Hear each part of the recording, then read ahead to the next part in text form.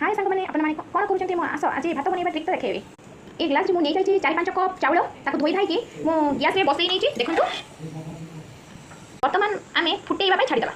तो भात टा टिके फुटुची ए टिके घांटी नेबा। देखंतु भात टा केमिति भाबरे फुटुची। देखंतु केमिति फुटुची देखंतु। भात टा भलो के फुटिनी आ टिके फुटिबा पय छाडी देबा। भात टिके आमे सॉल्ट पके नेबा लुण देखंतु पके नेलेनी मु।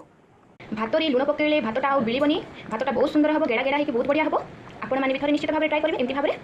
आउ किछि समय पय आमे छाडी देबा तापरे आमे भात होई गला परे भात को गाली देबा। वर्तमान भात टा हेई गलानी एबे याको आमे गाली नेबा। देखंतु एमति भाबरे गालिबा जेमति कि मडर रहइबनी जमा।